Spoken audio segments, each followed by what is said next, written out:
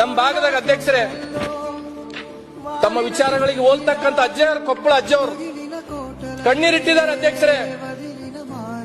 ಕಡೇಚೂರು ಬಾಡಿಯಾಲ್ ಫ್ಯಾಕ್ಟರಿಗೆ ಅನೇಕ ಸಲ ನಾನು ಹೇಳಿರ್ತಕ್ಕಂಥದ್ದಿದೆ. ವಿಷಪೂರಿತ ಗಾಳಿಯನ್ನು ಅಂತಂದ್ರೆ ನಾವು ತಿಂತಾ ಇದ್ದೀವಿ. ಇವತ್ತು ಕೊಪ್ಪಳ ಅಜ್ಜವರು ಮೊನ್ನೆ ಕಣ್ಣೀರಿಟ್ಟಿದ್ದಾರೆ. ಇಂಥ ಫ್ಯಾಕ್ಟರಿಗಳು ಬಂದ್ರೆ ಅಂತಂದ್ರೆ ನಮ್ಮ ಭಾಗದ ಜನ ತೊಟ್ಲಕ್ಕೆ ಹೋಗೋರು ಕಡಿಮೆ ಆಗ್ತಾರ, ಸ್ಮಶಾನಕ್ಕೆ ಹೋಗೋರು ಜಾಸ್ತಿ ಆಗ್ತಾರಂತ ತಿಳ್ಕೊಂಡು ಇಂಥ ಫ್ಯಾಕ್ಟರಿಗಳನ್ನ ನಮಗ್ ಕೊಡ್ತೀರಿ ಉತ್ತರ ಕರ್ನಾಟಕ, ಕಲ್ಯಾಣ ಕರ್ನಾಟಕಕ್ಕ ಹೇಳ್ತಾರೆ. ಮೊನ್ನೆ ಅಜ್ಜವ್ರು ಹೇಳಿದ್ರು, ಸರ್ಕಾರ ನಮ್ಗೆಲ್ಲರಿಗೆ ತಾಯಿ ಇದ್ದಂಗ ವಿಷ ಕೊಟ್ಟರು ಕುಡಿತೀವಿ, ಹಾಲು ಕೊಟ್ಟರು ಕುಡಿತೀವಿ ಅಂತ ತಿಳ್ಕೊಂಡು ಕಣ್ಣೀರಿಟ್ಟಿದ್ದಾರೆ ಅಧ್ಯಕ್ಷರೇ. ಇದು ನಮ್ಮ ಭಾಗದ ಪರಿಸ್ಥಿತಿ ಅಧ್ಯಕ್ಷರೇ.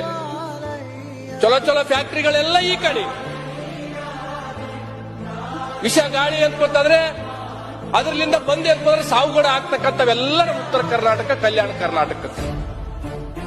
ಇದು ಯಾಕೆ ತಾರತಮ್ಯ? ಯಾರ ಮುಂದೆ ಹೇಳಿದಕ್ಕೆ ಅಧ್ಯಕ್ಷರೇ ನಾವು